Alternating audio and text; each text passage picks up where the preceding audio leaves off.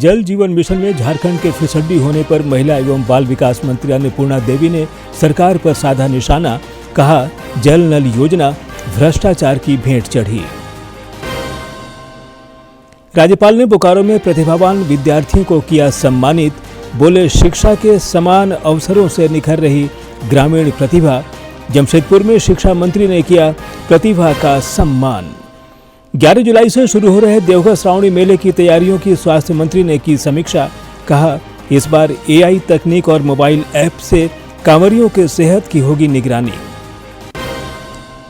और बाबूलाल मरांडी का आरोप, मुख्यमंत्री की अनुपस्थिति में ठप हुई झारखंड की प्रशासनिक व्यवस्था। खूंटी के पिलोल पुल पर डायवर्सन बनाने की मांग।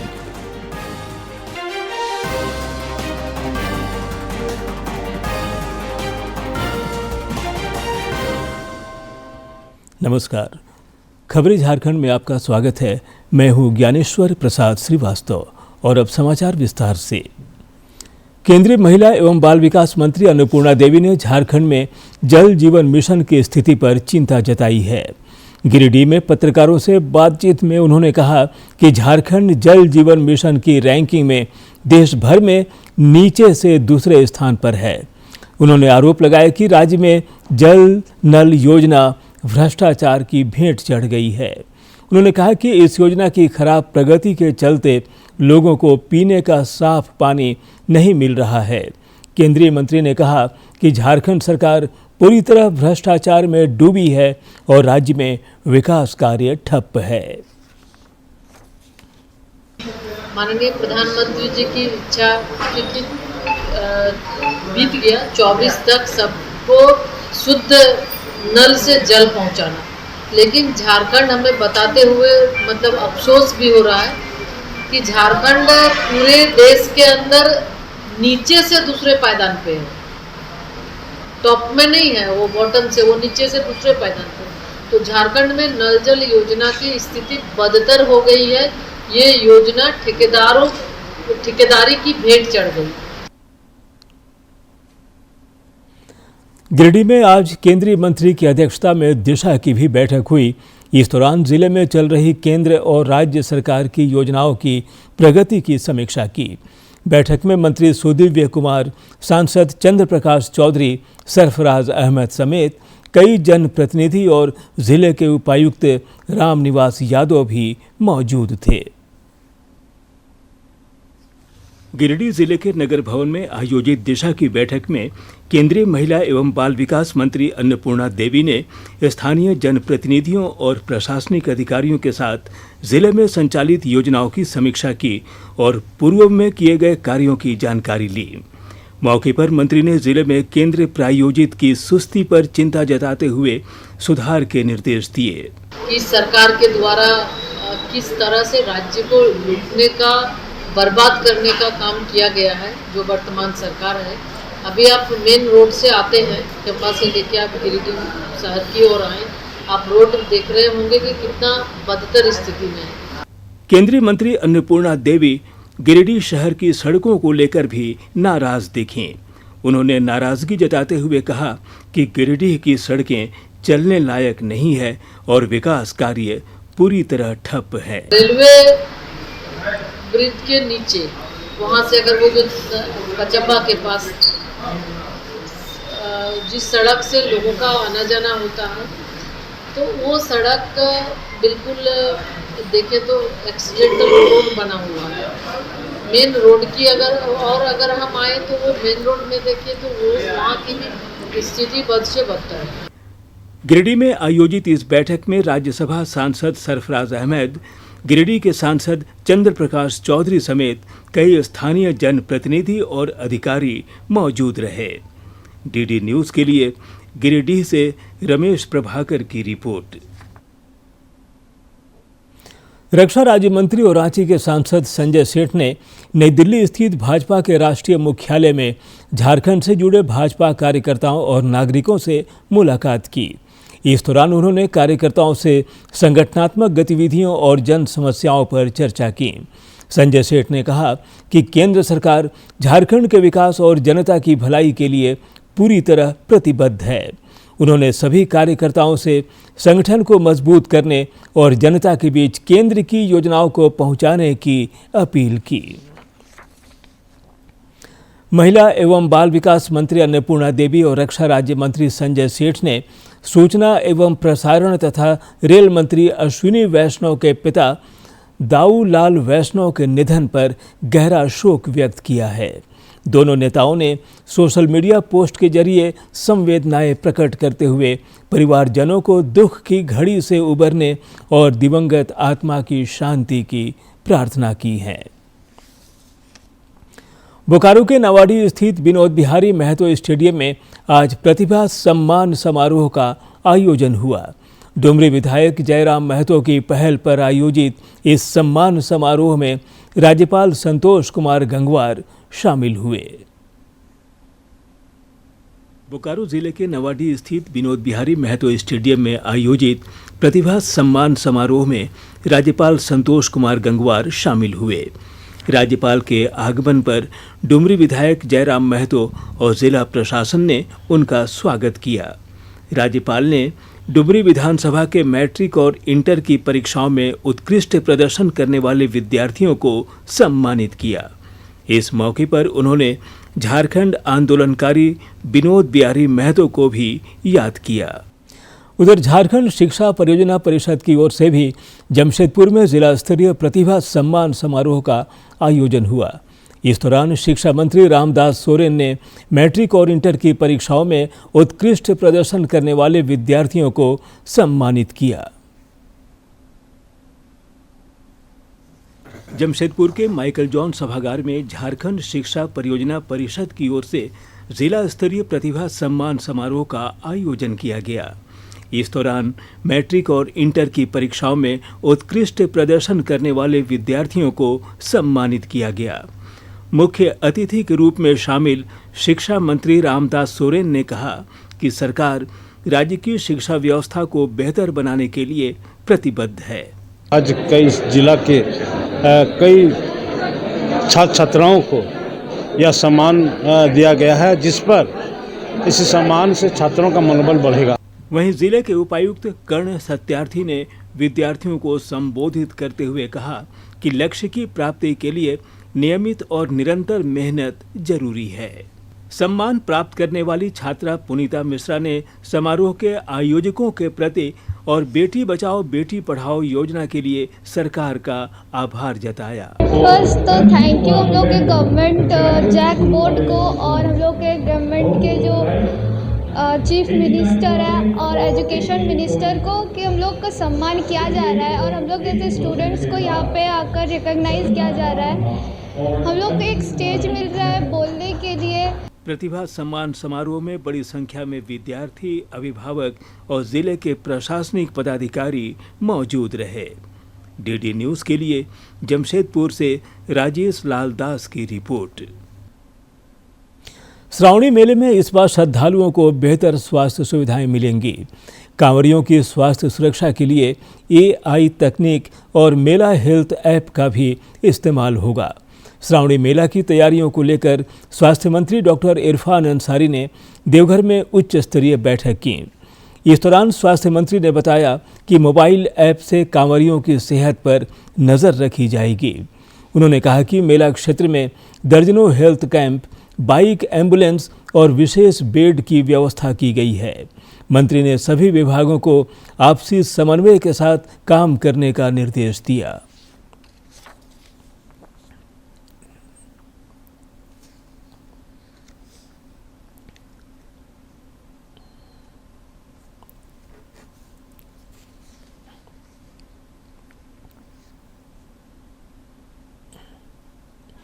बेहतर से बेहतर सुविधा देना है, हर विभाग को सुविधा देना है। स्वास्थ्य में लगभग 161 डॉक्टर यहाँ मौजूद रहे, 41 एम्बुलेंस रहेंगी, बाइक एम्बुलेंस स्पेशल केस में जो मैं देने जा रहा हूँ, ताकि छोटी छोटी गलियों में अगर कोई घटनाएं घटती है तो अपने श्रद्धालुओं को सीधा हम हॉस्पिटल पहुँचा दें।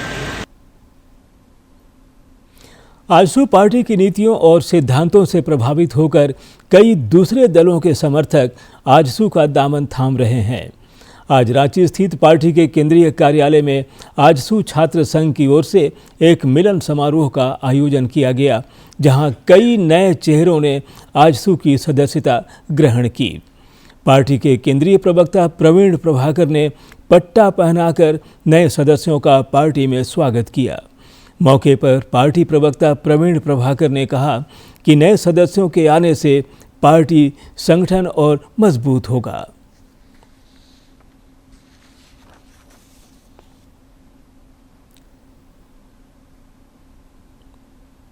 आजसू में छात्र, नौजवान या अन्य लोग, महिलाएं लगातार शामिल हो रहे हैं और ये बताता है कि ऐसी विपरीत परिस्थिति में भी जब आजसू को लोग कम आंकना चाह रहे हैं, आजसू की ताकत को लोग कम आंक रहे हैं, तो ऐसी विपरीत परिस्थिति में भी आजसू के प्रति छात्रों का जुड़ाव, नौजवानों का जुड़ाव, महिलाओं का जुड़ाव, आम जनता का जुड़ाव जो है वो लगातार दिख रहा है। उनका नेतृत्व में हम लोगों को काम करने में बहुत मजा आता है और बहुत आनंद आता है। जैसा कि हम लोगों ने पिछले 22 तारीख को कुछ साथी ज्वाइन किए थे और आज भी किए हैं। हजारीबाग, गढ़वा, पलामू, रामगढ़, धनबाद, सभी जगह से आजसू पार्टी में ज्वाइन करने के काम हो रहा है। झारखंड मुक्ति मोर्चा ने केंद्र सरकार से एचईसी की दशा सुधारने के लिए पहल की मांग की है। रांची के हरमू स्थित कार्यालय में पार्टी के केंद्रीय महासचिव सुप्रियो भट्टाचार्य ने पत्रकारों को संबोधित करते हुए कहा कि झामुमो इस संबंध में पूर्वी क्षेत्रीय परिषद की 10 जुलाई को होने वाली बैठक में अपने मंतव्य से केंद्रीय गृह मंत्री को अवगत कराएगा। जो एक वक्त में मदर ऑफ इंडस्ट्रीज कहा जाता था, इन 11 वर्षों में 2014 के बाद एचईसी की क्या स्थिति हुई है ये किसी से छुपा हुआ नहीं है। और विडंबना यह है कि 2014 के बाद केंद्र का कोई भी हेवी इंडस्ट्री मंत्री ने, जिसको हम कहते हैं भारी उद्योग मंत्रालय का, कोई भी दायित्व प्राप्त मंत्री यहां का दौरा नहीं। कांग्रेस के रांची जिले के कार्यकारी अध्यक्ष और महासचिवों की आज बैठक हुई। प्रदेश अध्यक्ष केशव महतो कमलेश की अध्यक्षता में हुई इस बैठक में संगठन को जमीनी स्तर पर मजबूत और व्यवस्थित करने पर चर्चा हुई। बाद में मीडिया से बातचीत में प्रदेश अध्यक्ष ने कहा कि संगठन के सुचारू संचालन और समन्वय के लिए 5 अलग अलग सेक्शन बनाए जाएंगे ताकि सूचनाओं का आदान प्रदान, बैठक प्रबंधन, डेटा संधारण और चुनावी तैयारियों को बेहतर किया जा सके। केंद्रीय ट्रेड यूनियन और संयुक्त किसान मोर्चा ने 9 जुलाई को देशव्यापी हड़ताल का आह्वान किया है। रांची स्थित सीपीआई के कार्यालय में प्रेस वार्ता को संबोधित करते हुए भारतीय कम्युनिस्ट पार्टी सीपीआई के राज्य सचिव महेंद्र पाठक ने बताया कि देशव्यापी इस बंद का सीपीआई, सीपीआई माले, CPIM, forward block, Jharkhand Mukti Morcha, राष्ट्रीय जनता दल और कांग्रेस पार्टी ने समर्थन किया है। इसके अलावा केंद्रीय कर्मचारी महासंघ ने भी इस हड़ताल का समर्थन किया है। पूरे देश के तमाम कर्मचारी, केंद्र सरकार के काम करने वाले हों या राज्य सरकार में काम करने वाले लोग हों, वो सब कल हड़ताल पे जाएंगे। हवाई जहाज उड़ाने वाले से लेकर के हवाई जहाज बनाने वाला और ईंधन बनाने वाले भी जो लोग हैं वो भी हड़ताल पे कल रहेंगे। बैंक, LIC, पोस्ट ऑफिस से लेकर के सब कर्मचारी हड़ताल पे रहेंगे। यानी स्पष्ट होगा कि 2029 में मोदी सरकार के जो नींव है वो हिलने लगेगा और उसके लिए पूरे जो कर्मचारी देश के हैं वह सब एकजुट हो रहे हैं और उनके खिलाफ में कल सड़कों पर उतरेंगे। डिग्री कॉलेजों में इंटरमीडिएट की पढ़ाई जारी रखने को लेकर छात्रों ने आंदोलन तेज कर दिया है। जमशेदपुर में मानव श्रृंखला बनाकर विद्यार्थियों ने अपना विरोध दर्ज किया। डिग्री कॉलेजों में इंटरमीडिएट की पढ़ाई को लेकर जमशेदपुर में विद्यार्थियों ने आंदोलन तेज कर दिया है। आज साकची गोलंबर के समीप विद्यार्थियों ने मानव श्रृंखला बनाकर विरोध जताया। बारिश में भी सभी स्टूडेंट यहाँ डटे हुए हैं। हम लोग मानव श्रृंखला का ये निर्माण कर रहे हैं। जो हमारा डिमांड है कि 12वीं की जो कक्षा की पढ़ाई है वो कॉलेज में ही कंटिन्यू करने दिया जाए, उसे बीच सत्र में शिफ्ट ना किया जाए। ये हमारा जो डिमांड है, इसको जब तक अचीव नहीं होता है सभी आंदोलनरत रहेंगे और हमारी मांग है कि इसको जल्द से जल्द सुन लिया जाए। विद्यार्थियों ने बताया कि जब तक उन्हें न्याय नहीं मिल जाता तब तक यह आंदोलन चलता रहेगा। उन्होंने बताया कि डिग्री कॉलेजों में इंटरमीडिएट की पढ़ाई बंद होने से उनके भविष्य पर असर पड़ेगा। श्रृंखला बना है यहाँ पे, जब हमने हक के लिए लड़ने के लिए जब तक हमारा मांग पूरा नहीं होता हम लोग एंड तक लड़ते रहेंगे। सरकार को हमारा मांग पूरा करना होगा ही होगा। दरअसल राष्ट्रीय शिक्षा नीति लागू होने के बाद अंगीभूत कॉलेजों में इंटरमीडिएट की पढ़ाई को बंद किया जा रहा है। नियम के अनुसार इन विद्यार्थियों को अब +2 स्कूल में शिफ्ट किया जाना है, जहां इंटरमीडिएट की पढ़ाई होगी। डीडी न्यूज के लिए जमशेदपुर से कुणाल शर्मा की रिपोर्ट। प्रदेश भाजपा अध्यक्ष बाबूलाल मरांडी ने झारखंड में प्रशासनिक व्यवस्था सुस्त पड़ने का आरोप लगाया है। श्री मरांडी ने सोशल मीडिया पर खूंटी के टूटे पोलोल पुल की तस्वीर साझा करते हुए लिखा कि 2 हफ्ते से ज़्यादा वक्त गुजर जाने के बावजूद जिला प्रशासन कोई वैकल्पिक मार्ग या डायवर्सन का नहीं बना सका है। इससे सबसे ज़्यादा परेशानी स्कूली बच्चों को हो रही है, जिन्हें रोज़ाना करीब 25 फुट ऊंचे पुल के अवशेष पर सीढ़ियां लगाकर स्कूल जाना पड़ रहा है। नेता प्रतिपक्ष ने कहा कि मुख्यमंत्री हेमंत सोरेन की अनुपस्थिति में सरकारी कामकाज सोशल मीडिया तक सिमट कर रह गया है। उन्होंने मुख्यमंत्री से जल्द कार्रवाई की अपील की है ताकि बच्चों की पढ़ाई और आवागमन बाधित न हो। धनबाद के SNM-MCH में जापानी एन्सेफेलाइटिस की जांच शुरू हो गई है। यह जांच शुरू होने से धनबाद जिले के साथ साथ पड़ोसी जिलों के मरीजों को भी इसका लाभ मिलेगा। इससे पहले धनबाद के इस अस्पताल में किट नहीं होने की वजह से मरीजों की जांच नहीं हो पा रही थी। अब धनबाद के SNM-MCH में भी जापानी इंसेफेलाइटिस की जांच हो सकेगी। अस्पताल की माइक्रोबायोलॉजी विभाग के HOD डॉक्टर संजीत तिवारी ने कहा कि पिछले 3 साल से यहां जापानी इंसेफेलाइटिस किट की उपलब्धता नहीं थी। उन्होंने कहा कि काफी प्रयास के बाद पुणे से किट मंगाई गई है और अब किसी भी मरीज की आसानी से जाँच हो सकेगी। जापानी इंसेफेलाइटिस की जाँच अभी 2-3 साल से बंद थी। किट की उपलब्धता हमारे पास नहीं थी। अभी हमने जो है किट की उपलब्धता की है और हमारे पास अभी जेई का किट उपलब्ध है। हम लोग जेई की जांच करने में अभी सक्षम हैं।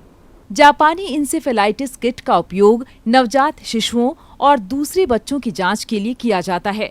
डॉक्टर संजीत तिवारी ने कहा कि बच्चों में होने वाली यह एक खतरनाक बीमारी है और समय रहते इसकी जांच या इलाज नहीं होने पर जान का खतरा बना रहता है।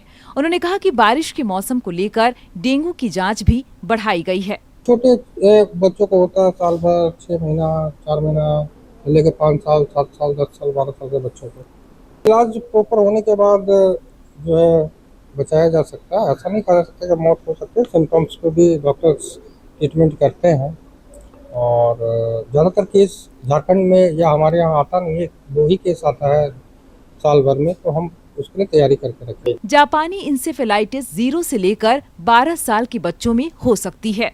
समय पर इसकी जांच और पहचान जरूरी है ताकि इस खतरनाक बीमारी से बच्चे को बचाया जा सके। डीडी न्यूज के लिए धनबाद से अजय कुमार सिन्हा की रिपोर्ट। और अब कुछ खबर राज्य के विभिन्न जिलों से फटाफट अंदाज में।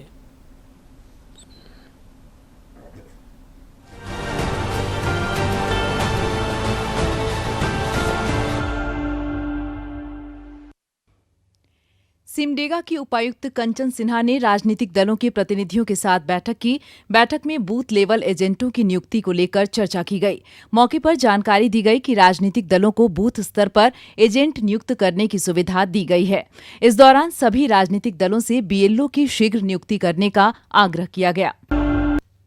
चतरा की उपायुक्त कीर्ति श्री के निर्देश पर DDU GKY योजना के तहत मोबिलाइजेशन कैंप आयोजित हुआ। इसमें 104 युवाओं ने भाग लिया, जिनमें से 64 चयनित युवाओं को राज्य स्थित प्रशिक्षण केंद्र के लिए भेजा गया। चतरा की उपायुक्त कीर्ति श्री ने कृषि, बैंकिंग, भूमि संरक्षण, उद्यान, मत्स्य, पशुपालन और आत्मा समेत कृषि से संबंधित विभागों के साथ समीक्षात्मक बैठक की। इस दौरान उन्होंने योजनाओं के प्रभावी क्रियान्वयन को लेकर आवश्यक दिशा निर्देश दिए। रामगढ़ के उपायुक्त कार्यालय में जिला आपूर्ति कार्यालय द्वारा किए जा रहे कार्यों से संबंधित समीक्षा बैठक आयोजित की गई। बैठक के दौरान संबंधित अधिकारियों को योग्य लाभुकों तक योजना का लाभ पहुंचाने का निर्देश दिया गया। गिरिडीह के उपायुक्त ने स्वच्छ सर्वेक्षण ग्रामीण 2025 एवं जल जीवन मिशन अंतर्गत संचालित विभिन्न योजनाओं की कार्य प्रगति की समीक्षा की। इस दौरान उन्होंने समयबद्ध तरीके से योजनाओं के क्रियान्वयन और संचालन को लेकर आवश्यक निर्देश दिए। देवघर के सिविल सर्जन ने श्रावणी मेले के दौरान बाबा धाम आने वाले श्रद्धालुओं की सुविधा को लेकर विभागीय पदाधिकारियों और कर्मचारियों के साथ बैठक की। इस दौरान उन्होंने श्रद्धालुओं को सुलभ स्वास्थ्य व्यवस्था उपलब्ध कराने को लेकर विचार विमर्श किया और आवश्यक निर्देश दिए। गिरिडीह के सर्कस मैदान में जिला स्तरीय 64वीं सुब्रतो कप फुटबॉल टूर्नामेंट प्रतियोगिता का आयोजन किया गया। मौके पर विजेता खिलाड़ियों को जिला शिक्षा अधीक्षक मुकुल राज समेत अन्य गणमान्य लोगों ने पुरस्कृत किया।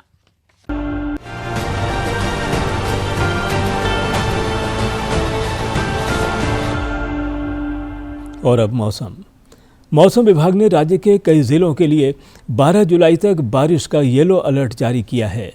पूर्वानुमान के मुताबिक चाईबासा और जमशेदपुर से सटे इलाकों में कल गरज के साथ भारी बारिश हो सकती है। वहीं 12 जुलाई तक राज्य के विभिन्न हिस्सों में गरज के साथ बारिश का पूर्वानुमान जताया गया है। इससे पहले आज राजधानी रांची में सुबह धूप खिली, लेकिन दोपहर बाद हल्की बारिश देखने को मिली। और अब एक नज़र डालते हैं प्रमुख शहरों के आज के तापमान पर। राजधानी रांची का अधिकतम तापमान 28.4 और न्यूनतम 22.7 डिग्री सेल्सियस रिकॉर्ड किया गया। जमशेदपुर का अधिकतम तापमान 30.4 और न्यूनतम 24.2 तथा डाल्टनगंज का अधिकतम तापमान 30 और न्यूनतम तापमान 24.5 डिग्री सेल्सियस रिकॉर्ड किया गया। देश भर के जरूरतमंद और आवासहीन ग्रामीणों को आशियाना उपलब्ध कराने के लिए केंद्र सरकार की ओर से प्रधानमंत्री आवास योजना ग्रामीण की शुरुआत की गई है। साहिबगंज जिले के सुदूरवर्ती ग्रामीण क्षेत्र में निवास कर रहे लोगों को भी इस योजना का लाभ मिला है और उनके जीवन में सुखद बदलाव आया है। साहिबगंज जिले के लोगों को भी केंद्र प्रायोजित प्रधानमंत्री आवास योजना ग्रामीण का लाभ मिला है। योजना के तहत कच्चे घरों में रहने वाले और आवासहीन लोगों को पक्का मकान उपलब्ध कराया गया है। हाजीपुर के दियारा क्षेत्र में निवास करने वाले लाभुकों ने कहा कि योजना के तहत आवास का निर्माण होने पर परेशानियां दूर हुई हैं। जब से प्रधानमंत्री मिला है उसको हम इस बहुत अच्छा से जान रहे हैं। पहले मेरा फूस का घर था, बरसात दिन में बहुत दिक्कत होता था, पानी नहीं छूता था, तो अभी बन गया तो बहुत अच्छा है। साहिबगंज मुख्य रूप से गंगा नदी के तट पर बसा है। यहाँ बारिश के मौसम में लोगों को काफ़ी परेशानियों का सामना करना पड़ता था। प्रधानमंत्री आवास का लाभ लेने वाली महिला लाभुकों ने कहा कि पहले वे फूस की झोपड़ी और प्लास्टिक लगाकर रहने को विवश थीं, लेकिन आवास का लाभ मिलने से जीवन में सुखद बदलाव आया है। घर मेरा फूस के था, बाल बच्चा को बहुत दिक्कत होता था। अभी प्रधानमंत्री योजना मिला है तो भी सब बहुत खुशी वाला बात है। अच्छा से बाल बच्चा ले करके रह रहे हैं। तो बहुत दिक्कत था हमको रहने में। बारिश के समय में मतलब रात भर सोते नहीं थे। अभी जो घर बन गया मेरा तो सही सलामत से रहते हैं। मेरा बाल बच्चा सुरक्षित से रहते हैं, पढ़ाई लिखाई करता है। साहिबगंज के उप विकास आयुक्त सतीश चंद्र ने कहा कि 2016 से 2022 तक जिले को प्रधानमंत्री आवास योजना ग्रामीण के तहत 90,458 घर बनाने का लक्ष्य था, जिनमें 88,538 घरों का निर्माण पूर्ण हो गया है। वहीं वर्तमान वित्तीय वर्ष में योजना के तहत 25,014 आवास बनाने का लक्ष्य प्राप्त है। आवास योजना ये 2016 से निर्माण किया जा रहा है और 2016 से 2022 तक हम लोगों का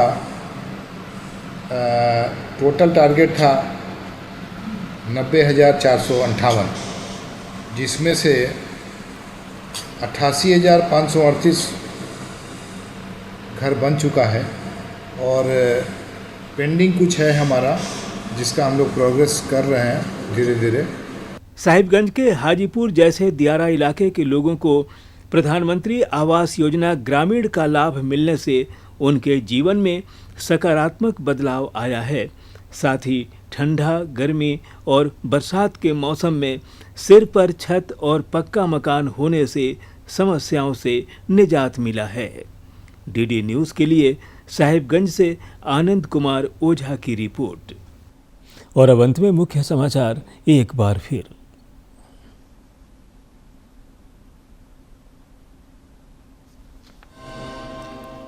जल जीवन मिशन में झारखंड के फिसड्डी होने पर महिला एवं बाल विकास मंत्री अन्नपूर्णा देवी ने सरकार पर साधा निशाना, कहा जल नल योजना भ्रष्टाचार की भेंट चढ़ी। राज्यपाल ने बोकारो में प्रतिभावान विद्यार्थियों को किया सम्मानित, बोले शिक्षा के समान अवसरों से निखर रही ग्रामीण प्रतिभा। जमशेदपुर में शिक्षा मंत्री ने किया प्रतिभा का सम्मान। 11 जुलाई से शुरू हो रहे देवघर श्रावणी मेले की तैयारियों की स्वास्थ्य मंत्री ने किया समीक्षा, कहा इस बार AI तकनीक और मोबाइल ऐप से कांवरियों के सेहत की होगी निगरानी। और बाबूलाल मरांडी का आरोप, मुख्यमंत्री की अनुपस्थिति में ठप हुई झारखंड की प्रशासनिक व्यवस्था, खूंटी के पिलोल पुल पर डायवर्सन बनाने की मांग।